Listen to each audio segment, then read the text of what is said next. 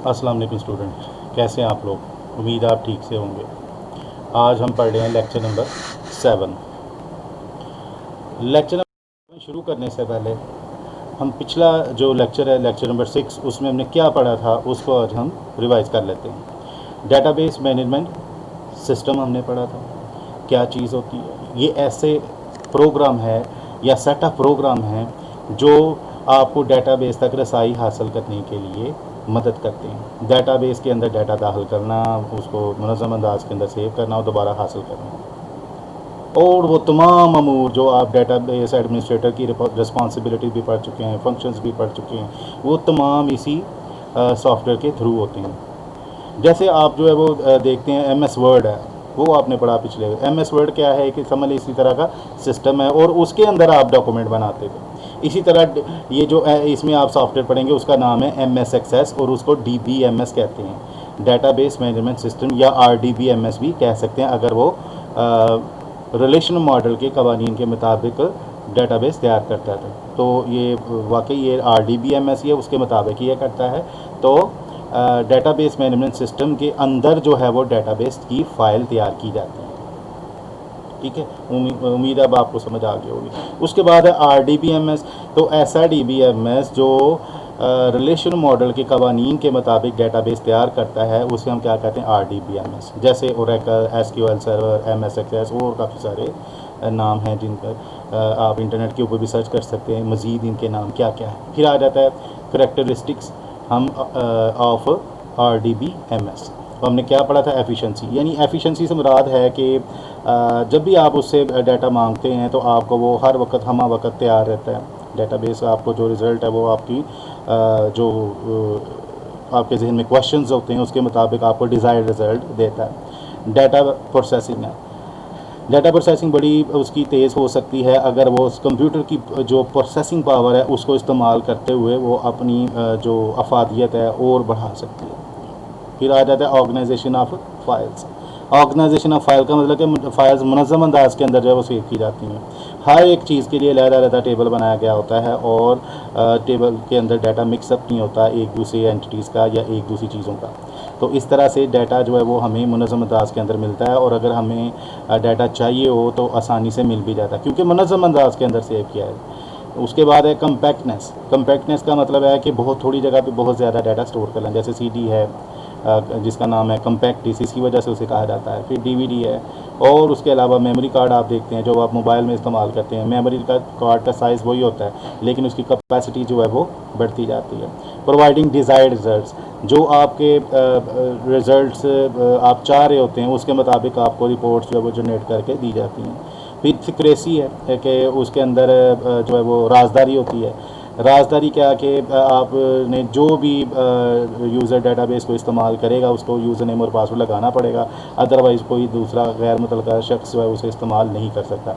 इसलिए आपकी डेटाबेस जो है वो हमेशा राजदारी में रहती है। फिर है डिफरेंट फंक्शंस जो हमने पढ़े थे कि डाटा के ऊपर हम कौन कौन से अवामल कर सकते हैं। डाटा जो है वो उसके अंदर जो है वो डाटा को दाखिल करना डेटाबेस के अंदर, उसको उसके अंदर जो है वो डाटा को अगर चेंज आ गया वो उसके अंदर करना और गैर ज़रूरी डाटा को डिलीट करना, रिपोर्ट्स तैयार करना, ये सारे काम जो है वो इसके अंदर होते हैं। फिर ऑटोमेटिक बैकअप है, कभी एक दफ़ा आप सेटिंग कर देते हैं कि किस किस्म का आपको बैकअप चाहिए, डेली का चाहिए, वीकली चाहिए, मंथली या ईयरली चाहिए। ये डेटाबेस मैनेजमेंट सिस्टम जो है वो उसका बैकअप करता रहता है। अगर किसी भी वक्त आपका डाटा जो है वो लॉस हो जाए तो ये रिकवर भी कर देता है। तो ये हमने पिछले लेक्चर नंबर 6 में जो है वो पॉइंट्स पढ़े थे। जो है वो आज के टॉपिक देखते हैं। आज के टॉपिक क्या है, principles of designing the database, ये हम पढ़ेंगे। और साथ में दूसरा जो नीचे लिखा हुआ है वो है stages of designing a database. Database को डिज़ाइन करने के लिए जो असूल होते हैं पहले हम वो देखेंगे और फिर जब डेटाबेस को डिज़ाइन किया जाता है इन असूलों के मुताबिक वो क्या मराहल होते हैं। तो ये डिफरेंट चीज़ें हैं, पहले असूल हैं डेटाबेस को डिज़ाइन करने के, फिर जो है डेटाबेस को डिज़ाइन करने के मराहल। तो इसको हम आज स्टडी करेंगे, वन बाय वन हम इसको पॉइंट्स को डिस्कस करेंगे। पहले हम शुरू करते हैं principles of designing a database, कि डेटाबेस को डिज़ाइन करने के क्या क्या असूल हैं। किसी भी चीज़ को आपने डिज़ाइन करना हो तो उसके कुछ असूल व ज़वाबत होते हैं, चाहे वो डेली लाइफ में हो, कोई भी चीज़ बना रहे हैं, कोई चीज़ कोई खाने पीने वाली कोई चीज़ बना रहे हैं, कोई रेसिपी है, वो उनके भी असूल हैं, कोई मैथ के क्वेश्चंस आप हल कर रहे हैं उसके भी असूल हैं, कोई भी काम कर रहे हैं उसके कुछ असूल व ज़वाबत होते हैं, और डेटाबेस को बनाने के भी असूल व ज़वाबत हैं। उसके मुताबिक अगर आप चलेंगे तो आपकी डेटाबेस की कारकर्दगी जो है वो बेहतर रहेगी, अदरवाइज़ जो है वो उसकी परफॉर्मेंस में फ़र्क आ सकता है। अब उसमें पहला पॉइंट जो है वो क्या है, पहला असूल जो है वो क्या है, यूज़ ऑफ मल्टीपल टेबल्स, मुतअद्दिद टेबल का इस्तेमाल, यानी एक से ज़्यादा टेबल्स का इस्तेमाल। हर चीज़ जो डेटाबेस के अंदर होती है जिसके बारे में आप डाटा रिकॉर्ड करना चाहते हैं, उसके जो है वो मसलन कोई शख्स है, कोई चीज़ है, कोई जगह है, कोई भी है, तो वो उसको हम कहते हैं एंटिटी। एंटिटी क्या चीज़ हो गई?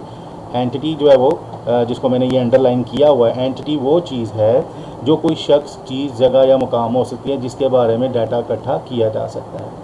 तो उसके लिए हमेशा अलहदा टेबल बनेगा। जैसे आप कॉलेज की डेटाबेस बना रहे हैं तो स्टूडेंट का अलहदा टेबल बनेगा, टीचर्स का अलहदा टेबल बनेगा, और जितने भी ये काम हैं उनके लिए अलहदा। सेल परचेज़ का, अगर कोई चीज़ ख़रीद रहे हैं, सेल का अलहदा, जो है वो परचेज़ का, सेल जो है वो कोई चीज़ कर रहे हैं उसका अलहदा, परचेज़ कर रहे हैं तो उसका अलहदा।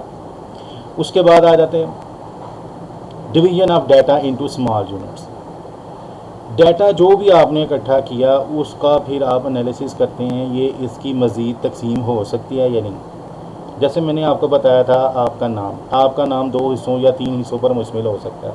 तो अमूमन आपने देखा होगा कि आपका नाम का पहला हिस्सा फ़र्स्ट नेम, दूसरा लास्ट नेम, या अगर 3 हिस्से हैं तो फ़र्स्ट, मिडल और लास्ट। तो इस तरह से आप जो है वो अलग-अलग कॉलम बनाते हैं, फ़र्स्ट नेम का अलग कॉलम, मिडल नेम का अलग और लास्ट नेम का अलग।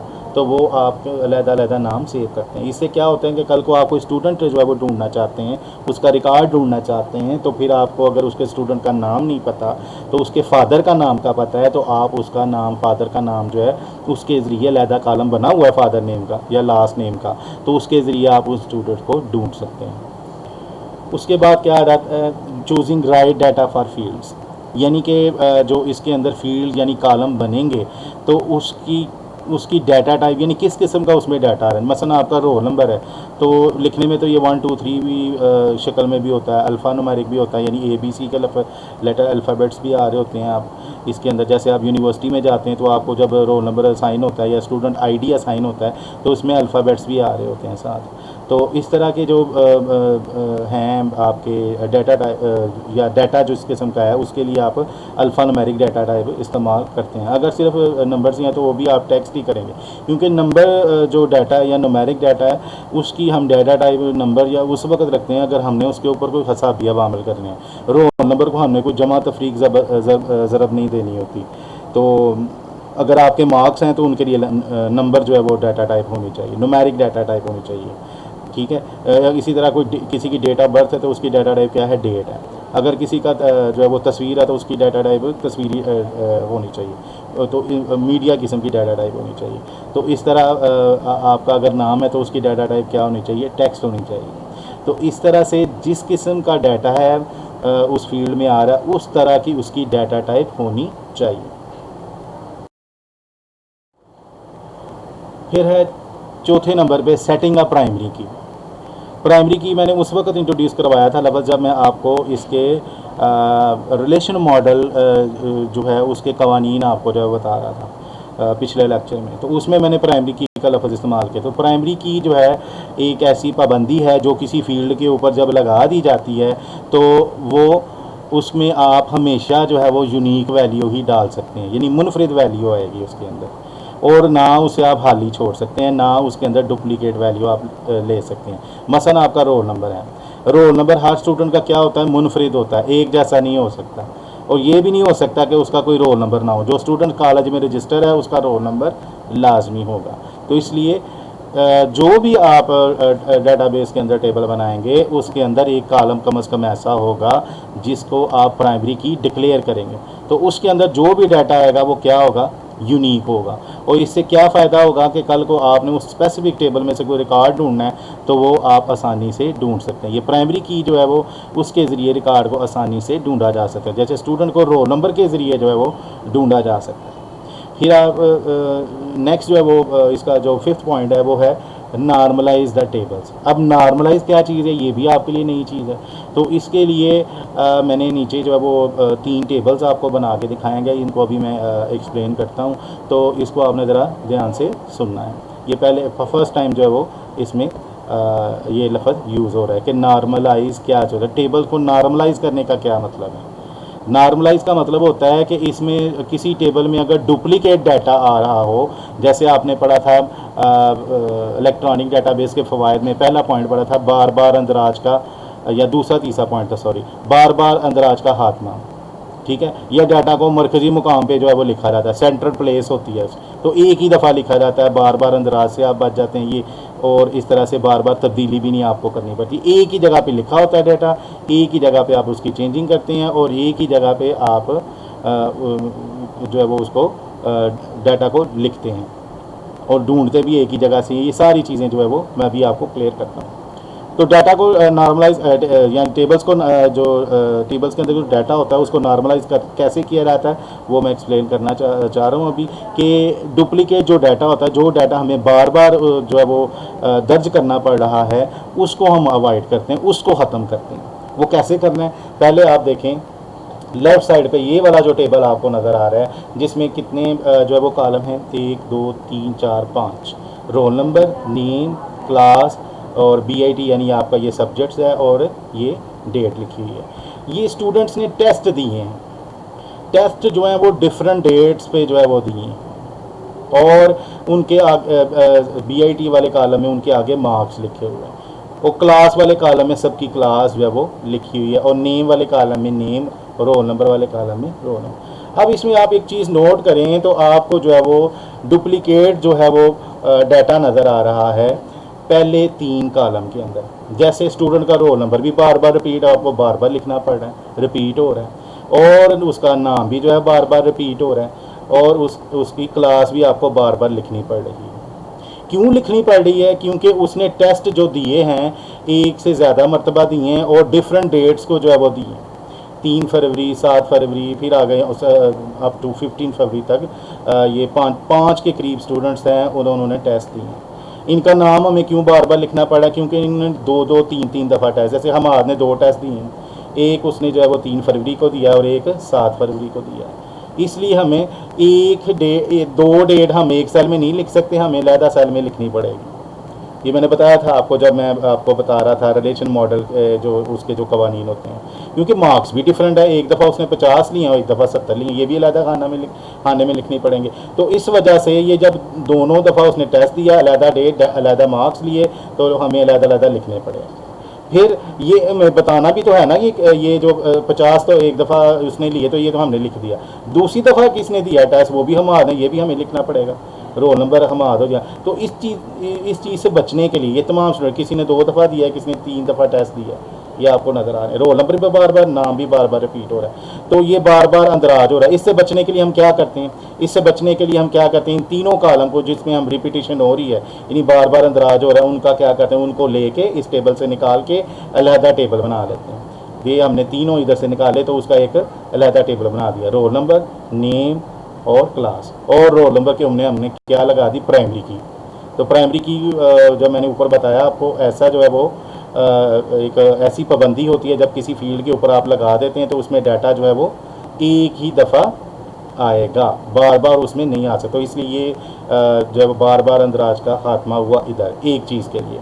अब जो बाकी 2 कॉलम बच गए हैं उसका हम क्या करेंगे, ये बाकी 2 कॉलम जो बनेंगे रह गए हैं उसका हम अलहदा टेबल बनाएंगे, तो उसका हमने इधर लिख दिया, ये सारा दोनों। अब इधर हमें सिर्फ रोल नंबर जो है वो रिपीट करना है, रोल नंबर, बाकी नेम और क्लास रिपीट करने की ज़रूरत नहीं है। ये भी हमें खुद नहीं लिखना पड़ता, हम सिर्फ इस टेबल में डाटा एंटर करते हैं और फिर जो है एक दफ़ा लिखते हैं, तो ये इधर जो है वो इसके साथ ये टेबल को जोड़ देते हैं। जैसे ये लाइन मैंने ड्रा की हुई है, इसमें 2 जो है वो 1 से 2 टेबल बन गए हैं, तोड़ के हमने 2 टेबल बना लिए हैं, और क्या किया है, इस ये रोल नंबर वाले कॉलम को, जो दूसरे टेबल में भी एक रोल नंबर वाला कॉलम है जिसको फॉरेन की कहते हैं, ये भी आगे जाके आपको बताऊंगा, इसको आपस में जोड़ देते हैं। ये टेबल जब एक से ज़्यादा हों और उनका आपस में तल्लुक हो, एक मुश्तरका फील्ड के ज़रिए होता है। ये मुश्तरका फील्ड क्या है? Roll number.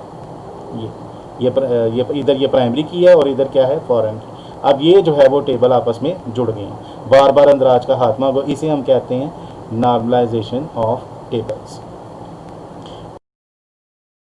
देखते हैं stages of designing a database. अब आपने तमाम वो असूल जो है वो पढ़ लिए, तो अब उन असूलों के मुताबिक जो है अब आप वो जो डेटाबेस डिज़ाइन करने के मराहल जो हैं वो देखते हैं कैसे आपने करने।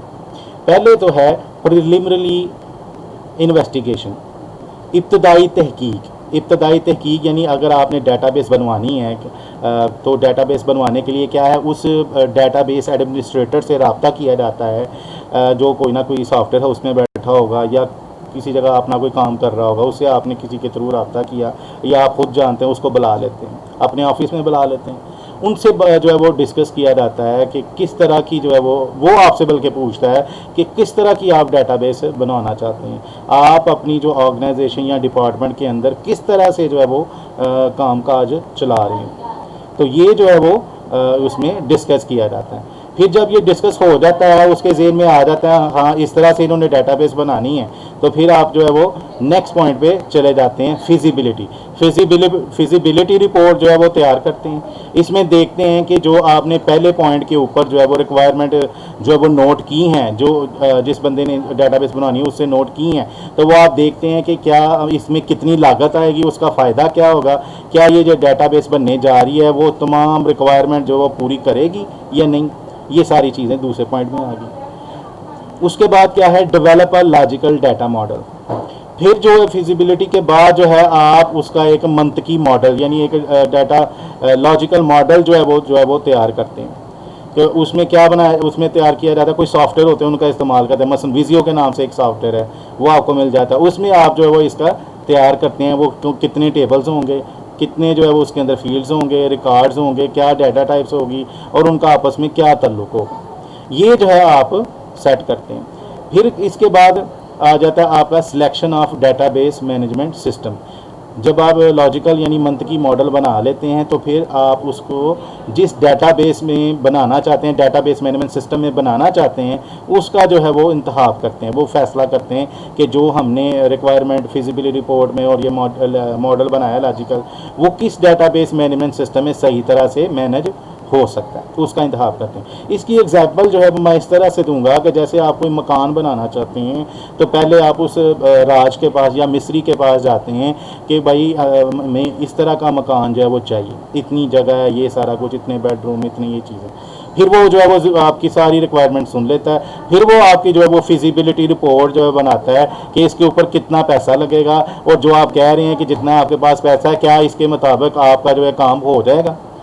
ठीक है, फिर अगर आप कहते हैं ठीक है जी हो जाएगा, फिर आप उसका एक नक्शा तैयार करते हैं जो कि तीसरे पॉइंट पे develop a logical data model. ये उसमें आप जो है वो ये जो है वो तय करते हैं कि जो है वो नक्शा बनाते हैं, नक्शे वाले के पास जाते हैं, नक्शा बनाया जाता है। फिर वो नक्शा जब बना देता है असूल व ज़वाबत के साथ जो असूल हैं, फिर आप जो है वो जाते हैं मटीरियल वाले के पास, वो कहाँ कहाँ से मिलेगा वो समझ लेके चौथा पॉइंट से, या उस कंपनी से रब्ता करते हैं कि जो कंस्ट्रक्शन कंपनी हो सकती है वो कौन सी बेहतर है जो बना के दे सकती है। अच्छा जी, फिर ये पॉइंट फिर आ जाता है पांचवा पॉइंट, लॉजिकल मॉडल जो है आपने बना लिया एक डेटाबेस का, फिर जो है उसका लॉजिकल मॉडल बनाने के बाद फिजिकल मॉडल बनाया जाता है। वो फिजिकल मॉडल जो है वो लॉजिकल मॉडल को ज़हन में रखते हुए उसका एक फिजिकल मॉडल आपने बना लिया, यानी आपने नक्शे को देखते हुए मकान के एक मकान जो है वो खड़ा कर लिया, ढांचा सा खड़ा कर लिया ईंटों का। फिर आप आ जाएँ उसकी परफॉर्म फाइन ट्यूनिंग, यानी कि उसको देखते हैं उसको में कोई खामी तो नहीं है, जो आपने डेटाबेस का फिजिकल मॉडल बनाया या डेटाबेस तैयार की उसमें देखते हैं कि कोई एरर तो नहीं है, उसे टेस्ट किया जाता है। टेस्ट करने के बाद जो अगर मैं उसमें कोई एरर ना रह जाए, सारे एरर्स दूर हो जाएं, सारी जो उसमें प्रॉब्लम आ रही है वो ख़त्म हो जाएं, या इस तरह मकान को आप चेक करते हैं कि जो हमने ढांचा जो है वो खड़ा किया उसमें कोई और चीज़ें, सीमेंट करने से पहले कोई और चीज़ें तो नहीं चाहिए, मसलन वायरिंग होगी, पाइपिंग होगी, पानी के लिए, गैस के लिए, ये सारी चीज़ें जो है वो चेक करते हैं, और किसी कहीं कोई ब्लॉकेज तो नहीं है पानी की, ये सारी चेक की जाती हैं। फिर उसके बाद जो है जी भाई सब सारी चीज़ें क्लियर हो जाती हैं, तो फिर आप उसका जो सारी गलतियाँ एरर्स निकल जाते हैं, तो फिर उसका फिज़िकल मॉडल जो है वो बनाया जो आपने, उसको जो है वो इम्प्लीमेंट किया जाता है उस अदारे के अंदर।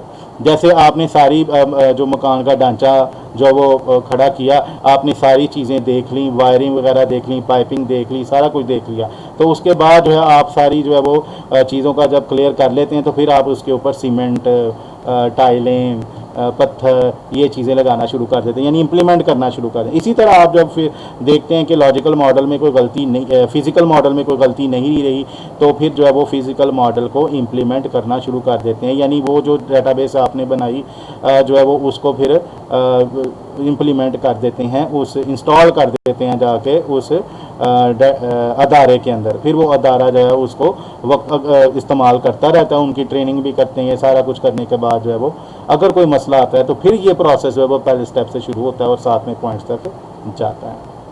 उम्मीद है आपको इस लेक्चर्स की जो मैंने 7 एग्जांपल दी, इसको मद्देनज़र रखते हुए, जैसे मकान बनाने की एग्जांपल मद्देनज़र रखते हुए आप इसको अच्छी तरह से समझ लें। Thank you very much, have a nice day.